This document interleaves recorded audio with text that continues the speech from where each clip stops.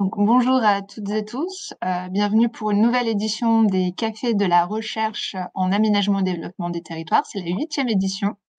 Donc nous sommes ensemble de 14h à 14h45 pour discuter ce jour avec François Lotel, professeur en aménagement et urbanisme, qui va nous parler de Martel. Préalablement, vous présenter, vous resituer ces Cafés de la recherche qui sont co-proposé, co-animé entre le POPSU Territoire et le CNFPT. Donc avec POPSU Territoire plus particulièrement Pacom Bertrand, je te laisse te présenter par bon. Pacom, c'est encore là? Bonjour à tous. Bonjour à tous, bonjour à toutes. Merci Clémence. Alors si jamais il y a des difficultés avec le son, j'ai ma connexion un peu instable, je couperai ma caméra, donc n'hésitez pas à me le dire. Oui, merci Clémence, et on est vraiment ravis de pouvoir faire cette nouvelle édition des Cafés de la recherche. Donc juste pour rappeler un petit peu le contexte en 3 minutes de POPSU. Donc moi je suis Pacom Bertrand, je suis chargée de mission pour le programme POPSU Territoire. Donc POPSU, c'est la plateforme d'observation des projets et stratégies urbaines.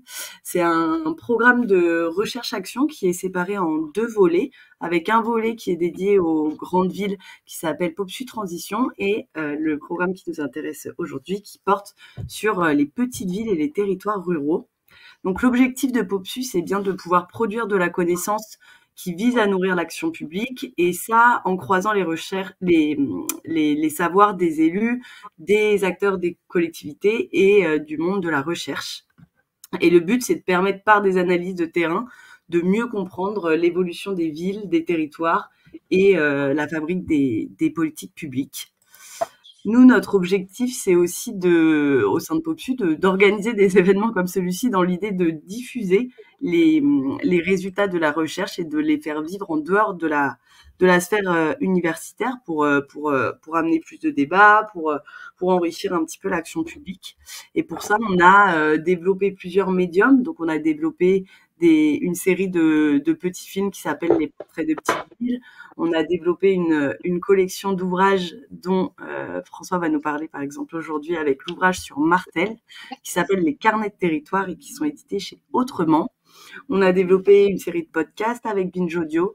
Voilà, je vais vous mettre le centre des ressources POPSU parce que toutes ces ressources, elles sont bien sûr en ligne et à disposition et faites pour être lues, écoutées, voilà, sans condition. Et peut-être dernière chose, POPSU, c'est un programme 100% public qui est opéré par un groupement d'intérêt public qui s'appelle l'EPO et qui est sous tutelle des ministères de la Culture et du ministère de la Transition écologique.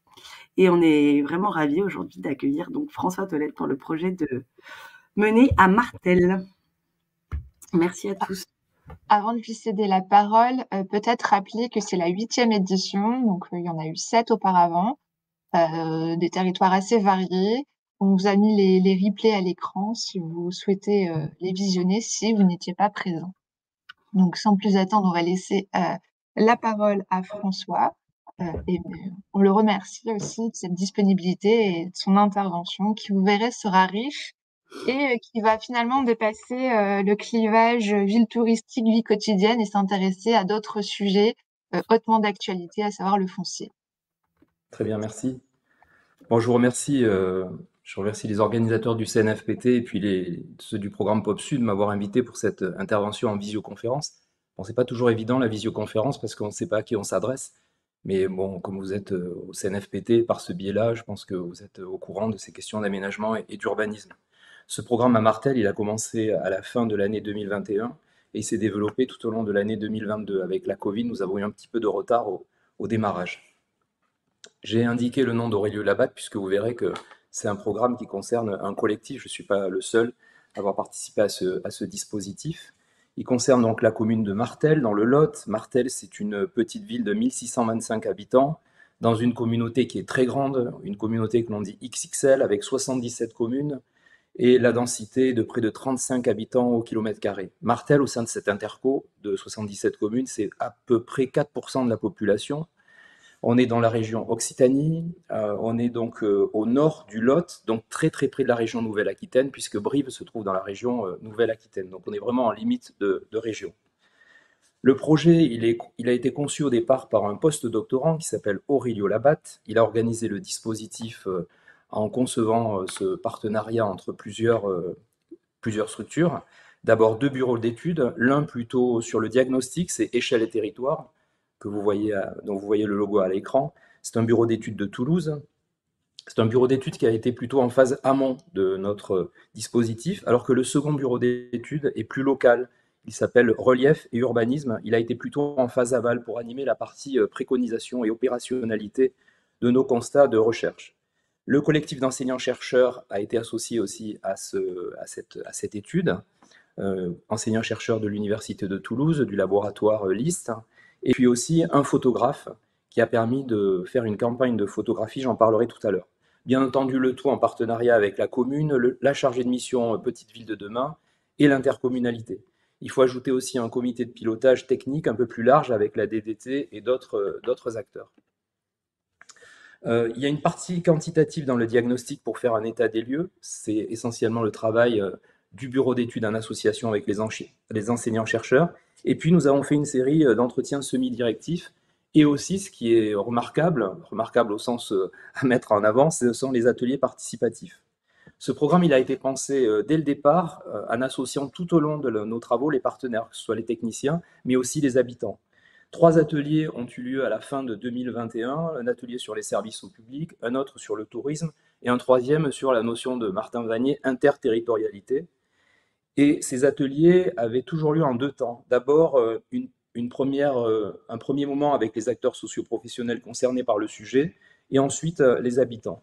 En moyenne, ces ateliers ont rassemblé une 50aine de personnes. Puis dans la seconde phase du travail, que l'on a appelé la co-construction d'une stratégie d'aménagement, nous avons renouvelé le principe des ateliers avec cette fois-ci 2 thématiques, le foncier et l'immobilier, et puis les coopérations territoriales. Ces ateliers, ils ont été complétés par une phase d'entretien auprès des habitants et des touristes sur les marchés, puisque nous avons déroulé ces entretiens au cours de l'été. La partie photographique est très importante puisque la personne qui a été associée à notre travail, Arnaud Maître-Pierre, est photographe professionnel. Il a fait des clichés qui ont été affichés sur des grandes bâches pendant la saison 2022 sur les murs de différents monuments de Martel avec un QR code. Les touristes pouvaient, ou les habitants pouvaient savoir quelle était la légende en fait de ces images et faisaient le lien avec le programme PopSud, c'est-à-dire la recherche en train de se faire. En juin 2022, nous avons eu la journée de clôture et puis ensuite nous avons produit un petit film et un petit ouvrage, je vous montrerai ceci à la fin.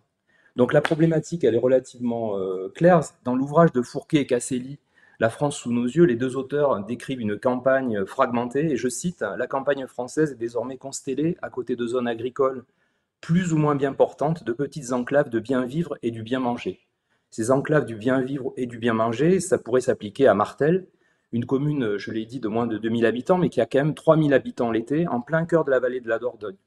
L'écosystème local, il est attractif, l'économie agricole est prospère, le tourisme constitue un secteur saisonnier, comme vous le verrez, très important, et l'industrie, qui est présente, couplée à l'artisanat, offre de nombreux emplois dans le secteur de l'agroalimentaire et du flaconnage, des flacons pour les parfums.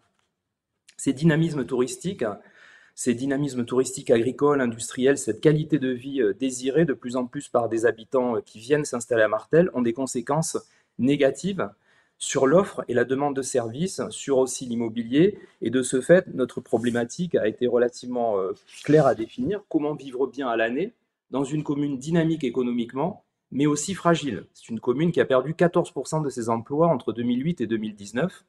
Et l'usine de 180 salariés dans une situation toujours fragile dans cette activité de flaconnage. On a aussi une activité agroalimentaire. Donc comment articuler ce pôle dynamique économiquement fragile avec la partie très touristique de la commune? Comment concilier la vie d'une population présente à l'année qui travaille dans les services, les commerces, l'usine, l'agroalimentaire et aussi l'activité touristique essentiellement saisonnière? Comment trouver un point d'équilibre? Cette question, elle nous a été soumise par la municipalité au moment où nous l'avons contactée. L'idée de cette municipalité, c'était d'éviter la mono-industrie touristique, puisque autour de Martel, il y a un certain nombre de communes qui ont déjà basculé dans le tout-tourisme. Et donc la municipalité souhaitait éviter ce point de bascule dans le tout-tourisme. Et donc on s'est posé la question de savoir de quelle marge de manœuvre disposait cette municipalité pour essayer justement d'équilibrer cette offre de tourisme avec les activités déjà présentes et les services aux habitants à l'année. Alors, l'une des caractéristiques de Martel, c'est son relativement éloignement des métropoles. Il y a un petit document qui vous montre ça, comme on peut le voir sur cette diapositive. Cependant, on a une autoroute nord-sud qui passe quand même à proximité du territoire, mais ce qui domine, et on le voit ici notamment sur cette petite carte, encore mieux sur cette carte qui avait été faite par la NCT, c'est un véritable maillage de bourgs de petite taille qui sont très complémentaires les uns des autres en termes de fonction. La métropole proche, elle est exceptionnellement fréquentée, tout comme la ville moyenne. Cahors est à 1 heure, Brive à 35 minutes. Mais ce qui est remarquable là aussi, c'est dans ce paysage rural de faible densité, c'est de voir que la vie s'organise dans la proximité et dans la complémentarité. Chaque bourg, c'est-à-dire sur la carte, vous les voyez, cette petite ville de 1000 à 3500 habitants, possède un équipement, un marché, et les habitants se déplacent sur de courts itinéraires pour disposer de l'accès à des équipements et des services. Parfois, cette interrelation trouve ses limites, puisque le maillage médical ou le maillage des écoles peut remettre en cause cet équilibre fragile. On le verra aussi quand on parlera des services. On peut ainsi parler, quand on regarde cette carte, de réciprocité dans les échanges entre bourgs au sein de cet espace de proximité. Les populations ont d'ailleurs développé ce que nous on a appelé une expertise dans les pratiques des territoires au regard de leurs besoins et de leurs préférences, que ce soit pour aller au marché, que ce soit pour fréquenter le cinéma, pour aller consulter des médecins. Elles vont piocher dans telle ou telle commune en fonction des services qui sont présents. La carte des centralités que vous voyez à l'écran, elle met bien en évidence l'importance de cette hiérarchie urbaine faite de centralités essentiellement structurantes, pour reprendre la terminologie de la NCT, mais essentiellement intermédiaires et locales. Se rendre en ville moyenne reste rare, et c'est l'horizontalité des relations qui domine, l'attachement aux services de proximité qui sont organisés en bassins, facilitant ainsi la vie quotidienne. Le panel de l'offre de services, comme je le disais, de chaque petite ville est restreint, mais l'offre générale, quand on fait le total en fait, de cette offre, cumulée, est relativement complet. Mais la question clé, c'est quelle gouvernance pour ces réseaux interterritoriaux horizontaux? Comment est-ce qu'on peut finalement piloter cette vie quotidienne qui se fait de manière assez inductive? Comment fluidifier, par exemple, les flux du quotidien? Alors, ce bassin du quotidien, vous le voyez ici, elles sont encore plus visibles sur cette carte rapprochée qui met bien en valeur les petites polarités et les fonctionnalités complémentaires des unes et des autres. Et c'est une illustration qui nous a été ensuite confirmée par les acteurs locaux. En effet, quand nous avons regardé de très près les cartes et les statistiques dans une première phase, qui était une phase plutôt de diagnostic à froid avec des statistiques, nous avons dû rencontrer les acteurs locaux, les habitants, et nous avons pu conclure à l'importance de ce maillage de réseau au quotidien.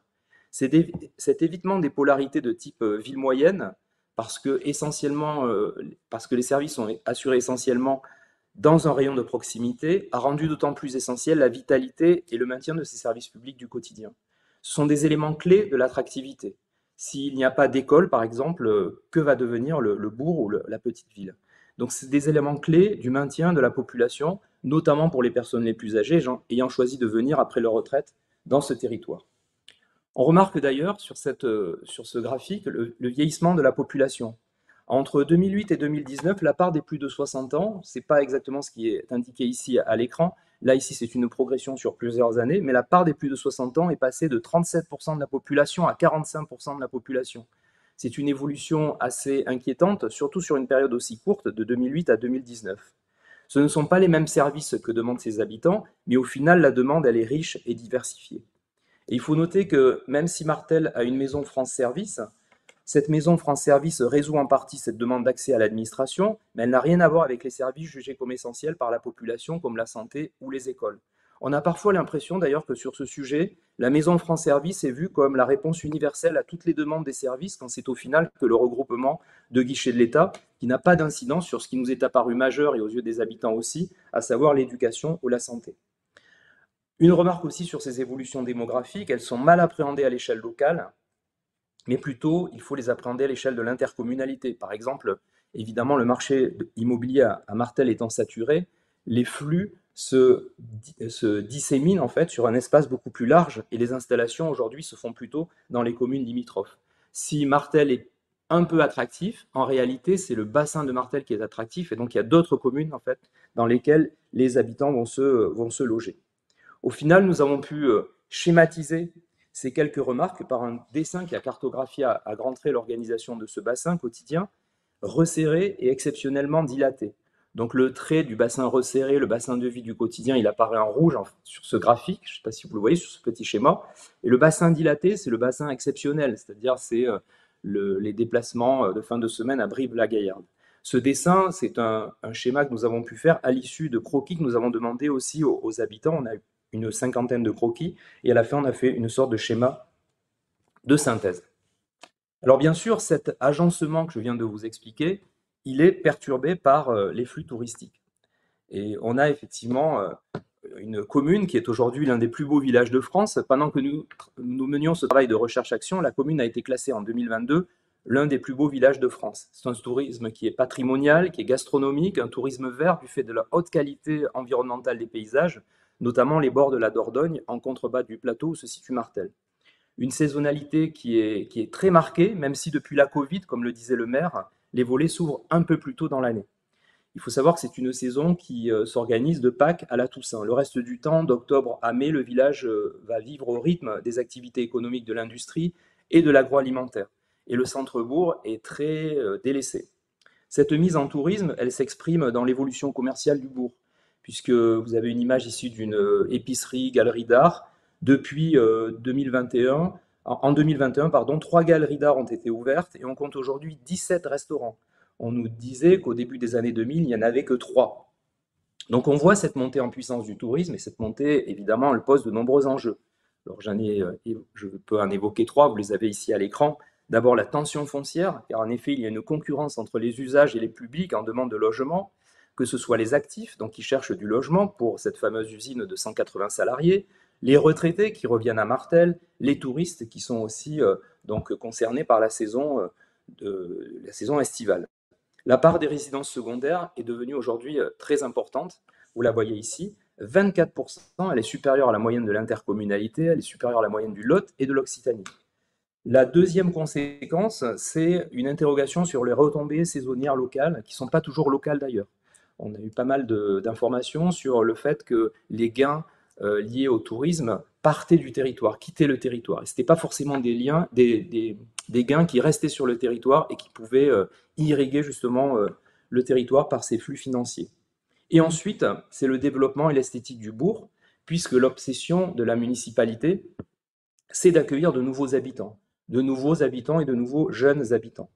Donc on voit que les interrogations sont multiples. Celle-ci n'est pas la moindre, puisque aujourd'hui la municipalité est confrontée à de véritables choix, qu'elle peut en partie régler dans le cadre d'un PLUI qui a été validé récemment.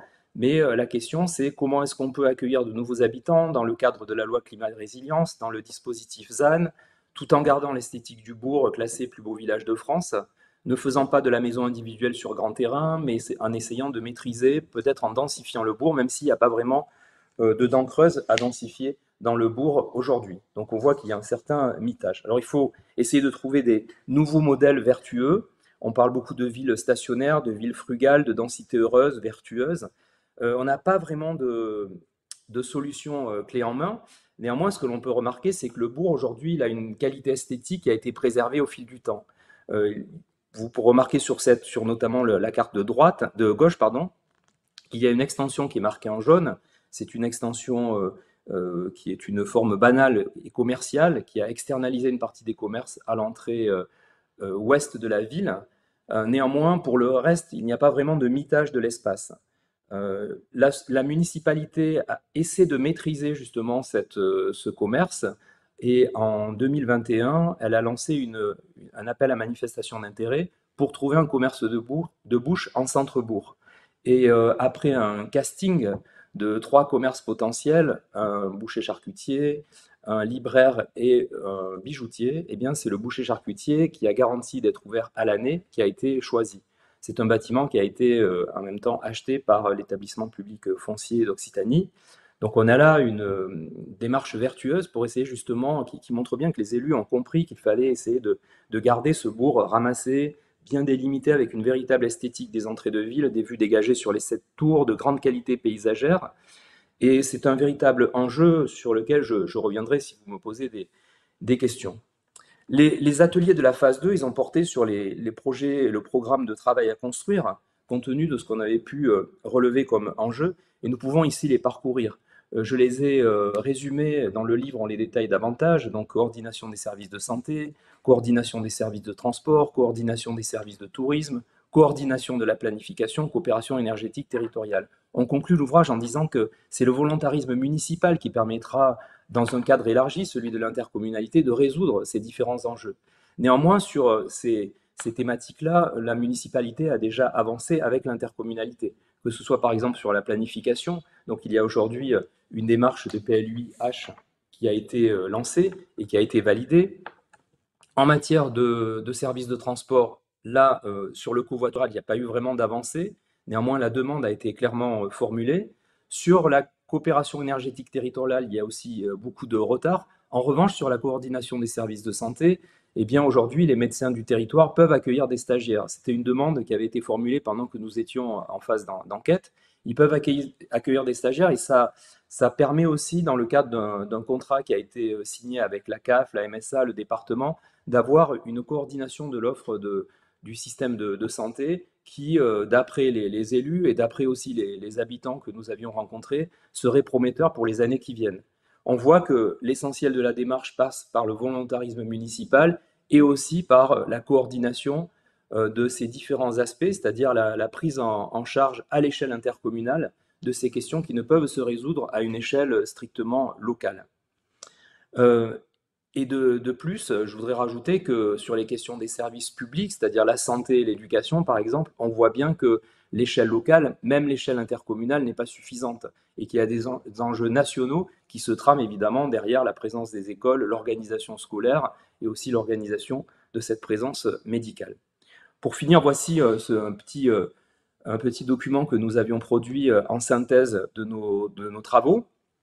On retrouve les deux périmètres dont je vous ai parlé précédemment, c'est-à-dire le périmètre de la vie quotidienne, la vie des habitants à l'année, un périmètre assez resserré, dans lequel ils trouvent à peu près tout ce qui leur convient avec ce maillage de bourgs et de petites villes.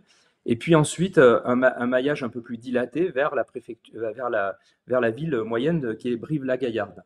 Et vous voyez que par-dessus, en fait, cette orientation nord-sud, on a indiqué le tracé du dispositif qui fait l'objet d'un contrat de destination qui s'appelle la vallée de la Dordogne, qui est plutôt est-ouest celui-ci. Donc là aussi, une question, c'était comment articuler la dynamique touristique qui est plutôt est-ouest avec une dynamique de la vie au quotidien qui est plutôt au nord-sud. Voici le résumé de tout ça. Donc ça, ce sont les post-it que nous avions au moment des réunions avec tout le travail des collègues et des bureaux d'études pour recueillir l'avis des techniciens et des habitants. Et puis ici, ce sont les documents de valorisation, à la fois le film qui a été fait par Delphine Coutin, que vous voyez en bas, ensuite le petit ouvrage qui vous a été présenté tout à l'heure, et puis un document qui circule aussi sur le net, qui je ne me souviens plus quel est son nom, mais Paco me le dira. Et c'est un document qui est plutôt bien fait et qui présente l'étude d'une manière très ergonomique et plutôt agréable à lire. Voilà, je vous remercie de votre attention.